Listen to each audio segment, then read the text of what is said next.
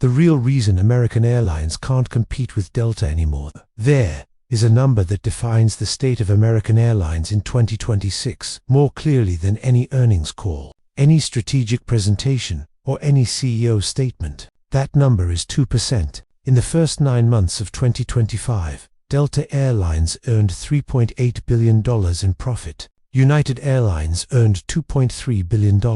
And American Airlines, the largest airline in the world by number of flights, operating more routes than any other carrier, earned $12 million, not $12 billion, not $12 million per month, $12 million total. American Airlines experienced only 18% premium cabin revenue growth in 2025, signaling competitive disadvantage despite maintaining substantial premium traffic volume, while Delta achieved 31% growth and United achieved 27%. 3 airlines, same market, dramatically different results, and the gap between American and its 2 largest competitors is not narrowing, it is widening. This is not a story about a bad airline. American Airlines operates thousands of flights every day with millions of satisfied passengers. It has one of the youngest fleets in U.S. aviation. It has a powerful hub network at Dallas, Fort Worth, and Charlotte.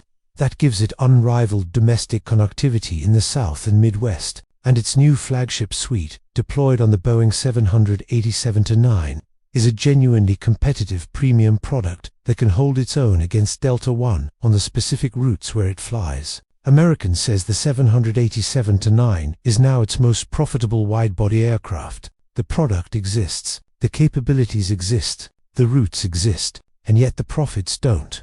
And understanding why requires going beyond the product and into the deeper structural reasons that Delta has built a competitive moat that American is struggling to cross. Delta Airlines is the industry leader in premium revenue and customer loyalty. Delta's operational moat and high-margin credit card income remain the benchmark American is chasing. The word moat is used deliberately. A moat is not just a competitive advantage. It is a structural barrier that makes it difficult for competitors to reach you even when they are trying hard. Delta has built its moat over 15 years through disciplined fleet investment, consistent service quality, operational reliability, and the most powerful airline credit card partnership in American history. American is chasing that moat. It has been chasing it for years, and the honest question that aviation analysts are asking in 2026 is whether American can ever truly close the gap, or whether the structural advantages Delta has accumulated are simply too deep to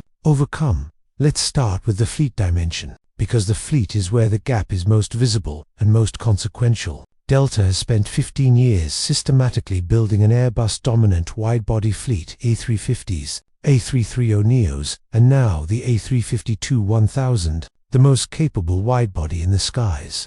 American continues to rely on an all-Boeing widebody roster, 47,777 to 200 ERs, 207-77-300 ERS, 37-787-28S, and 26-787-9 South. American's widebody fleet is bowing through and through. That fleet has its own strengths. The 777-300 ER is a formidable high-capacity aircraft, and the 787 is one of the best-selling widebodies ever built. But American is flying those 777-200 ERs on international routes with aircraft that average over 20 years in age. 20-year-old aircraft with dated interiors, higher fuel costs, and increasing maintenance requirements. American's CEO Robert Isom has focused on closing the reliability gap between American and Delta, a metric that has historically allowed Delta to command a revenue premium. You cannot command a revenue premium on a 20-year-old aircraft, regardless of how well you maintain it. The distribution strategy failure is a chapter of the American Airlines story that deserves its own place in business school curricula, because it cost the airline billions of dollars and nearly a decade of corporate travel relationships in a single misguided strategic pivot. In 2023 and 2024, American aggressively pushed passengers and corporate travel agencies toward direct booking channels, effectively cutting off the travel management companies and global distribution systems that most large corporations use to book flights. The strategy was designed to save on distribution costs. The result was that American's corporate travel share collapsed. precisely when corporate travel demand was recovering from the pandemic and generating the highest yields in years. CEO Isom's response was a decisive pivot back to traditional distribution channels, admitting that the previous strategy had broken. The airline's relationship with corporate travel buyers broken. The CEO of the airline used that word. The corporate travel relationships that Delta and United spent decades building, American threw away in 2 years, and is now spending years trying to rebuild. The overall split is simple.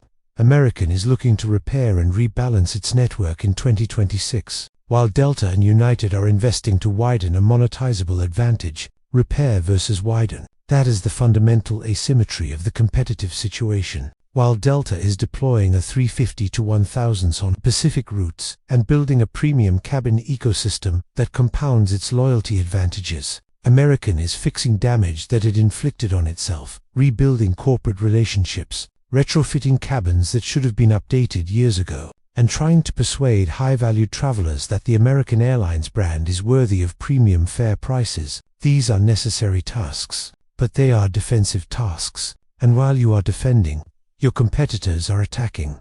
American Airlines enters 2026 with renewed momentum and a clearer strategic direction than it has had in several years. The combination of premium product investments, aggressive debt reduction, fleet modernization, and technology innovation positions the carrier to compete more effectively for high-value customers. This is genuinely true. American is not standing still. The flagship suite on the 787-9 is real. The A321XLR gives American a tool for thin transatlantic routes that neither Delta nor United currently has. The new lounge investments at JFK, Chicago, and Miami are improving the ground experience for premium travelers. American's CEO says early 2026 premium bookings are up double digits year over year. There are real signs of recovery, but recovery is not the same as winning. As of January 2026, American's total debt sits at approximately $36.8 billion, maintaining a higher debt-to-capital ratio than either Delta or United, making it more sensitive to interest rate fluctuations and limiting its financial flexibility for investment. That debt load is one of the most consequential constraints on American's ability to compete. Delta has strong investment-grade credit. United has a disciplined balance sheet. American is still carrying the financial legacy of the pandemic, the failed distribution strategy, and years of underinvestment in premium product. Every dollar American spends on debt service is a dollar it cannot spend on fleet modernization, lounge upgrades, technology investment, or the competitive initiatives that would help close the gap with Delta.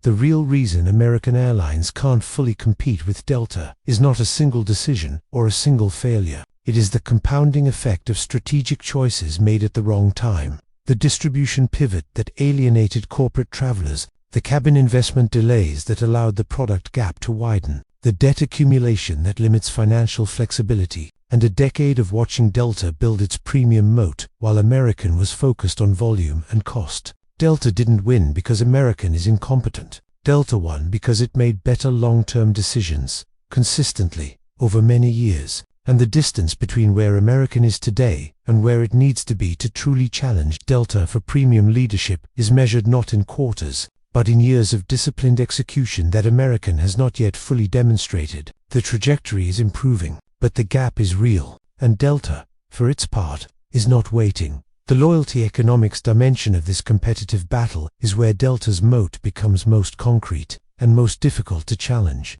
American Express remuneration to Delta grew 11% in 2025 to $8.2 billion, driven by double-digit growth in co-brand spend in each quarter, with more than 1 million new card acquisitions for the fourth consecutive year, $8.2 billion, from a single credit card partnership. That number is not flying revenue. It is not seat sales. It is money that flows to Delta every time a SkyMiles American Express cardholder swipes their card at a grocery store, a restaurant, or an online retailer. It is money that Delta earns, whether its aircraft are flying or grounded, whether travel demand is strong or weak, and whether any individual passenger ever boards a Delta flight again. This is what a true premium loyalty moat looks like in financial terms. And it is a number that American Airlines, which generates roughly $6 billion annually from its AAdvantage City partnership, has been unable to match. Delta has already scaled fast and free Wi-Fi across more than 880 aircraft,